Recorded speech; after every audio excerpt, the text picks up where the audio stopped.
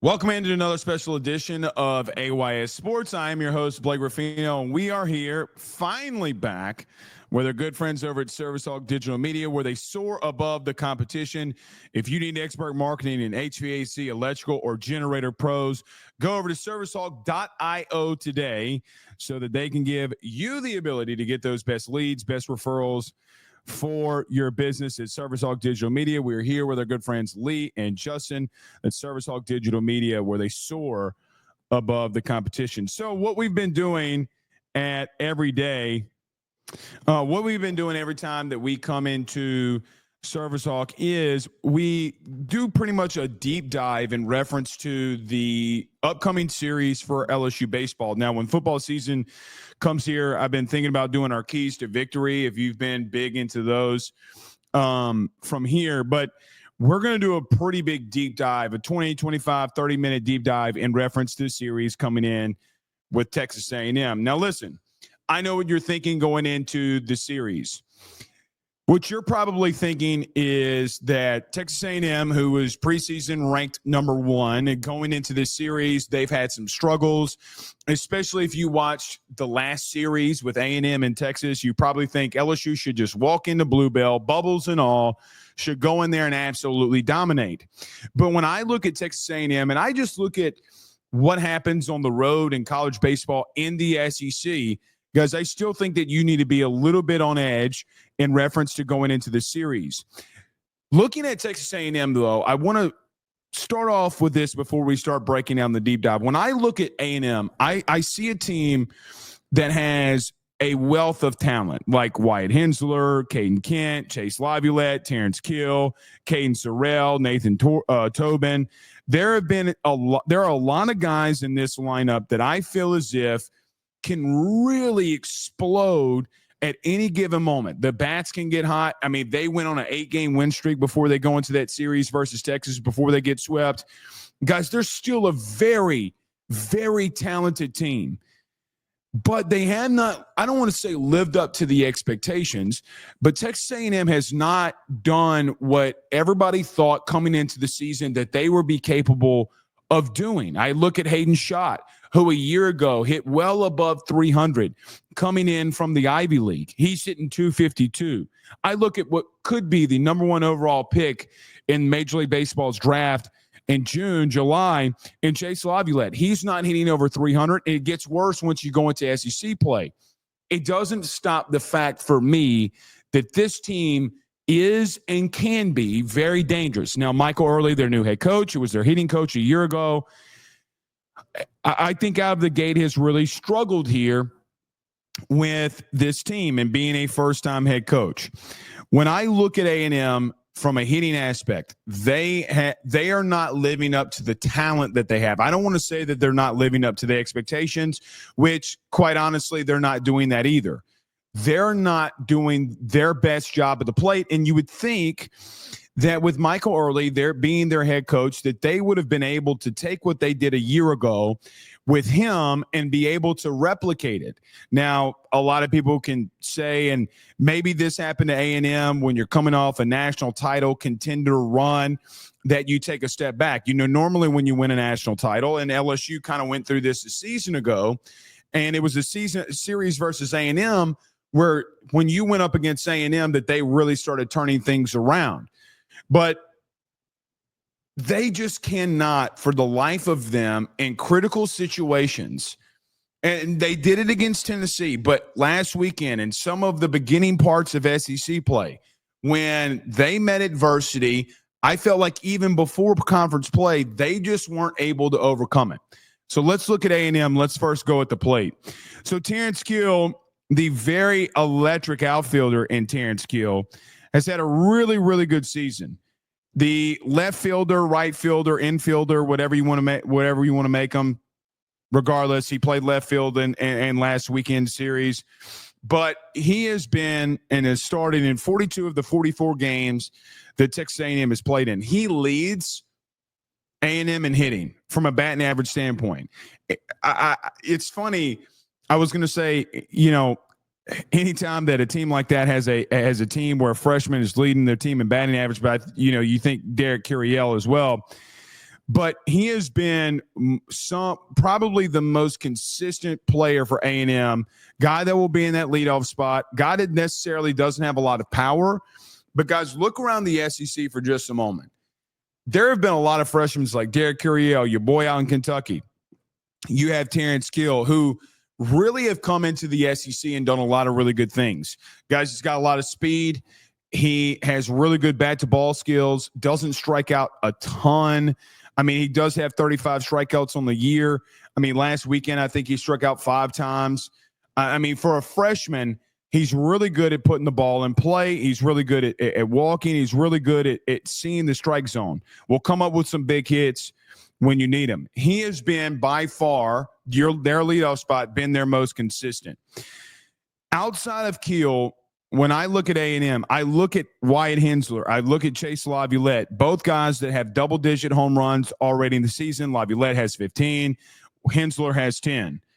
Because the problem has been for A&M, and the problem that you could run into this weekend, when they're hot, they're on fire. They are scorching hot. They are one of the hottest teams in the country. They can absolutely explode on you. But when they're cold and they're off, they are really off. You know, I went back last night. And it's kind of funny. I tweeted this as well. I actually, before I started really going back and rewatching that series from last night, the A&M and Texas series, I went and watched Louisiana Tech and DBU. The game 1, the absolute thriller. Y'all should go watch. It was fantastic. But I went back and look, when we were at the game on Saturday, we were at a tailgate. We watched that entire game. We were at My Tooks, and then we went to, I think it was Cajun Tiger tailgating. We're sitting there watching the whole game, eating some crawfish, whatever. And I think Chris even posted some video of that. But I went back again last night and rewatched all 3 games. When I talk about them being cold, guys, it was the coldest that I'd seen A&M all year, probably outside when they went to Houston and they went in that series and they played Arizona and things like that. They just looked absolutely lost against the team that's the number 1 in the SEC right now, that being the Texas Longhorns.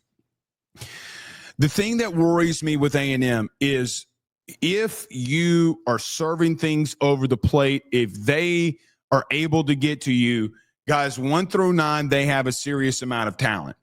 And you look at a team like A&M and you look at a team in baseball and you look at a team like this, guys, this team has gone win, lose, draw. They have gone based off of what has happened with Chase Laviolette, the guy that came into the season. Everybody thought he'd be the number 1 overall pick. And right now, I got to be honest, I don't know if that's the case. And I know A&M fans that will trickle onto this video will say, oh, he's going to be the number 1 overall pick. Guys, he's had I say to his standards, he's not had a great year. Hitting below 300, he's not had a great year. This entire weekend, he looked lost.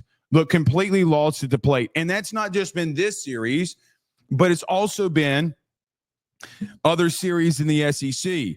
But then you turn on that Tennessee series where he hits a home run in game 2. He hits a home run in game 3 in the back-to-back doubleheader, and they beat Tennessee, a team that just gave you a lot of problems. Even though that you took the series, they gave them everything that they can handle and some.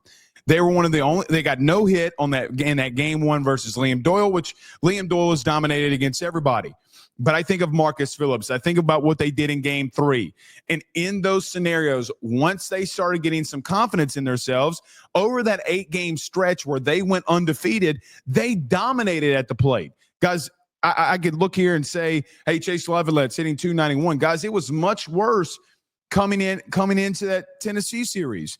It was much worse going into a lot of the beginning of the SEC run that they went on. But they did go on an 8-game stretch. So the thing is, too, you have a team that I know that just got swept versus Texas, but they're 8-3 in their last 11 ball games. That is can't believe I had to sneeze in the middle of a episode. Excuse me. Yeah, mark that down. About the 9-minute mark. Anyway, I look at this team. I look at what they've done. I see them. I see that some of the things that they've tried to do. They've tried to run a lot of different guys out there.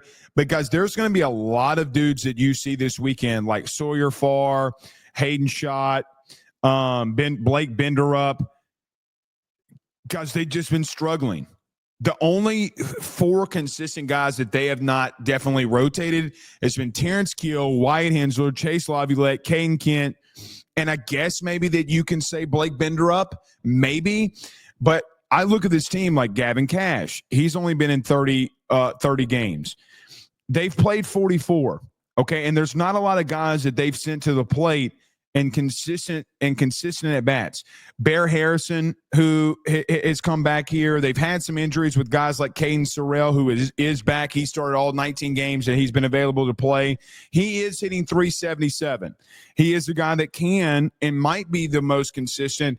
We just not have seen him do it a lot this year because he's only been in 19 games. They still can get after you, man. They still have a lot of pop. Ben Royo, Bear Harrison, Caden Sorrell, who has 9 home runs in 19 games. That is insane. Chase Laviolette and Wyatt Hensler.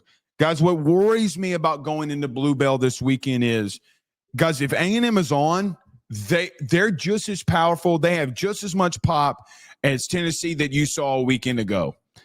They are one of the best power hitting teams in the conference. I don't care what A&M's record says. I don't care what's happened last weekend. I don't care what's happened in the past. When I look at this team and I look at Caden Sorrell, and in 19 games, he has 9 home runs. When I look at Ben Royo, when I look at Bear Harrison, guys, they're coming up on double-digit home runs. They might have 5 to 6 guys that are going to be in that double-digit home run mark in the SEC. By the way, they're losing. Right? They are losing. So they definitely can get hot. They definitely can get in a situation where if they're on, they're on, and you're just going to have to make the right pitches at the right times. It is very apparent. It is very, very apparent this weekend versus A&M, especially against their hitters at the plate, that you throw your off-speed stuff for strikes. Let's go to the Texas series last weekend. And even after that, or even before that, I should say. Last weekend, I thought that Texas did not a great job, an elite job at hitting their secondary pitches for strikes. They kept hitters off base. They kept hitters, I shouldn't even say off base. They kept hitters off of their timing. They kept hitters off of not knowing what was coming. And by the way, guys, they lost their Friday night starter. You know, the guys that you saw a couple of weekends ago in Texas, and you were the team that gave them the biggest, most difficult challenge at home for Texas. I look at them, guys, they were all of their secondary stuff from everybody that they ran out there, whether it was Volantis, Rojas, you name it, they were throwing their secondary pitches for strikes. The problem that I've seen with A&M is, unless you're just giving them fastballs, you're throwing meat pitches, and you're consistently not in the strike zone, well, this team's going to absolutely rock you. We will rock you like we're Queen. If you're throwing secondary stuff for strikes, Chase Laviolette is not going to be able to get it. Dude, think about this. I called y'all dude. Chase Laviolette has struck out this year 42 times. Now he has 46 walks. So either he's been going down swinging or he's going to have a really good eye at the plate. It's no in between. He has been swinging a lot of bad pitches. Guys, he's one of the biggest strikeout guys in the SEC right now at the plate. They don't walk a lot. Like, they do not see a lot of pitches. So when that all-speed stuff is, when the secondary pitches were hitting, guys, they just could not put the ball in play. I thought that was probably the big thing as to why Texas was able to not only win the series, but sweep them. Once they get on the base pass, they will run a little bit, but not a lot. Not a lot. So, look, it's very difficult for me at the current moment to look at this series. I could see it going for you from a pitching staff in a lot of different ways. I like Cade Anderson, Anthony Ianson, and whatever you do in game 3, I think that you will benefit from that. I think that you can control this lineup. They have not done a great job versus left-handed pitching. They just haven't. You can go look at the splits yourself. Left-handed pitching, guys, they've got no hit. I think that they were hitting when I saw when we were at the tailgate, they brought up the stat during the weekend. I think that they were hitting right around 250 as a team versus left-handed pitching, and then the starters were hitting below that, like 225 against left-handed pitching. That's not good. So Kane Anderson's got to be in the strike zone. He's got to find that strike zone, and what will, I think, be a hostile environment. Here's what I will say here about what's going on with you at the or them at the plate versus you and you going into the series. Guys, they are a pit bull that is in the corner. Guys, they got to have this series. They 1,000% have to have this series. They got to take 2 of 3 from you. What I see in this and what I feel in this going into the weekend is when you have a team like that, when you have a team that is a pit bull in the corner like you were a year ago going into Texas A&M, or Texas A&M coming into Alex Box, the roles have reversed. If you remember a year ago, A&M comes into Baton Rouge, and you had been really struggling. If I'm not mistaken, I think you had just gotten swept the weekend before or 2 weekends before, whatever it was. The number 1, number 2 team coming into town. You really needed to take a series. The guys that are on LSU's roster right now, Bear Jones, Stephen Milam, Ashton Larson, Josh Pearson, they got to really emphasize this weekend and this week going into College Station. Guys, do you remember what we did a year ago? Do you remember what we did a year ago when A&M came into town and Josh Pearson hits the opposite field line drive and LSU takes 2 or 3 from A&M? Guys, it feels to me that, look, that happened with you a year ago. Now A&M is going to have to try to replicate that for themselves against you so that they can make a little bit of a run to get into the postseason here. They're in. It's weird how baseball works. I feel like that they are in a. Now they had a little bit better record than you. Okay, going into that weekend, you were 3-12. It's a little bit of a numbers difference. Like you definitely needed the series. I don't know if they definitely have to have it, but I feel like they really do for momentum's sake and getting for sure into the postseason. They got to get 5 wins in the next 3 weekends in the SEC. That's not an easy feat. That's not easy to do at all. Guys, this is going to be one hell of a series. I feel like the roles have reversed here. So we'll see. Let's go to Texas A&M on the mound and what you'll see there. Look, they have a lot of really good talent on the mound that you're going to see this weekend. They have 2 left-handed pitchers in Justin Lampkin and Ryan Prager that have been their starters on Friday and Saturday. Prager being the Game 1 starter and Justin Lampkin being in Game 2. Miles Patton is the guy that will probably more than likely start Game 3. That 3-game set has been the 3 starters on Game 1, Game 2, Game 3, the entire series. They all have 11 starts. Ryan Prager, who you'll see in Game 1, has a 4.04 ERA and 62 1/3 innings pitched. He's given up 61 hits, and opponents are hitting 258 off of him. He has a fair amount of strikeouts at 54. The thing that I've seen with Prager this year is teams have really, once they've gotten through the first time of the lineup, or once the first time that Prager has gone through the first time of the lineup, teams have really started to tattoo him. The reason that ERA is up over 4 is that teams have really been able to get on to him. Guys, he's given up 12 home runs this season, and along with those 12 home runs, he's given up 15 extra base hits. Once teams have gotten to see him more than once, that has been the struggle for Ryan Prager. Not as much for Justin Lampkin that you'll see in Game 2. I think he's been the most consistent starter. He has 69 Ks and 62 innings pitched. Really good stuff. Does not walk a lot of guys. Team's hitting 249 off of him. But the same has been happening for him. He's 3-5 on the year. His record is 3-5. He's got a 3.92 ERA. The thing that I've noticed the most with Prager, and the thing that I've noticed the most with Justin Lampkin, once teams are getting the second and third look, they've been able to touch the both of them. I thought Lampkin had a better start last weekend versus Texas. The problem that I see, I don't think that their pitching staff as a whole has been bad. What I see here is a team that, no, I don't want to say a team, but a pitching staff that has not had the run support from a pitching staff standpoint, and it's really hurt them. Right? I'm not saying that they've been dominant, but guys, they don't have a starting guy on that you'll see this weekend with the ERA over 5. They haven't been bad, but they haven't been elite. They've been a little bit above average. They've done some good stuff. I mean, all of them are sitting around 60 innings pitched. All of them are sitting around the 60 strikeout mark. Now, you have a guy that's been a lot more elite than that, and even Anthony Einson, who's averaging 14.2 strikeouts per 9 innings. He's been very good too. Guys, I think if you're focused and you're locked in and you have the same approach that you had on Sunday versus Tennessee and Tuesday versus Southeastern, guys, I really think that you could take it to A&M. I do. In the weekend series versus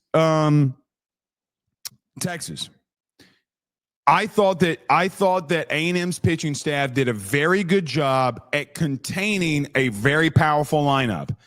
You know, you had game 1 and game 2, no runs over 3, or no games where they gave up more than 3 runs, because they really locked down a good Texas lineup. The problem is even as good as the pitching staff was a weekend ago against the number 1 team in the country, they just could not, would not get the run support from their offense, and that's how they got swept. I thought that they were really good. Like, I look at Gavin Lyons, I look at Weston Moss, I look at Brad Rudis that has been out of the pen. They have been really solid coming out of the bullpen. They got some arms, man.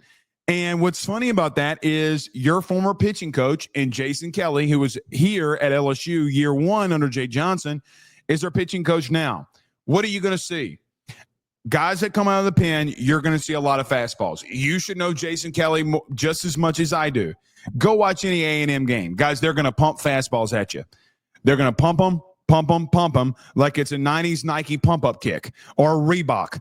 They are going to throw a lot of fastballs to get a lot of strikes and get in ahead of the count a lot. Then they'll throw a lot of changeups based off of that if you're missing. You got to take it to them, man. They're going to be aggressive. You got to be aggressive. But here's the thing for LSU going into the series, and I want to hit on this. If you go into this series locked in and focused and having the right approach, unlike the last time that you went on the road in the SEC versus Auburn, if you have the right approach to the plate, you're going to win this series. You're going to win this series. The worry that I have is that you don't, and that a pit bull in the corner of A&M that really needs this series says enough is enough. They do exactly what you did a year ago against them, and they take 2 or 3 from you. That's not the end all be all. It's not going to kill LSU if you lose the series or anything like that. But I think that whether we like it or not, whether we want to admit it or not, this is an outright dogfight that you're going into a weekend with. Every weekend in the SEC, I feel like I'm saying the same thing. It's an outright dogfight. You got a massive weekend. You do have a massive weekend. This is a dangerous team. Very dangerous team. Guys, Prager is going to be a guy that gets drafted. Lampkin, Patton, every guy that you see, game 1, game 2, game 3, guys, they have dudes that will be drafted just purely off of ability. I'll say this to wrap this up. I am flushing their record this weekend. I don't think it matters. I don't know how much it really matters necessarily that anything that they've done to this point. We all see the talent that they have, whether we want to admit it or not. Either that Texas A&M that showed up last weekend in a hostile environment against their former head coach, either they're going to perform and they're going to come out here and want to do everything they can to make a run to the postseason, or they're going to be the complete opposite and do what they did last weekend versus Texas. There's been no middle ground. No middle ground for A&M. There hasn't been a series where there's been a middle ground. Let's look at the weekend series that they've won, by the way. Tennessee blasted them, but they were on outright fire. South Carolina blew them out. They were on fire. Last weekend, they were colder. than Bluebell in the freezer, sitting in the back of the freezer for over a year. Ice cold. Couldn't do anything. Guys, on game one, the only reason that they scored a run was because Texas misplayed a fly ball in the infield. It was the only action that they got in game one. And Texas didn't even have their game one starter. Rojas threw, and Rojas was their starting pitcher. Then Volantis came in a couple of times. Same thing in game two. Ice cold. You know more than anybody what happens when a team gets ice cold and they break out of a slump. You just went through it this weekend. Don't underestimate this team at all. They have dudes, flat out dudes. Listen, to wrap this all up, I do think that you take 2 or 3 if you have the right approach and you go in there locked in and focused. You got to remember what you did to them last year. You have to remember it. You have to remember that if you're not focused and locked in and ready to go, this team can take 2 or 3 from you. Guys, this team could sweep you if they get hot. I'm dead serious. This team is dangerous. Don't play around with them. I feel like the Rocky 2 movie, when Apollo Creed is trying to knock out Rocky Balboa, and Apollo's trainer's like, stay away from him, baby, stay away from him. Don't play around with him. Get in there, get out, let's go home. That's what I'd say. All right. We're out of here. We'll see y'all tonight, man. Y'all have a great and blessed day. Until then, I'm Blake Ruffino. We are at our good friends over at Service Hawk Digital Media, where they soar above the competition. Until later on today, we'll see y'all soon. Y'all have a good day. Peace.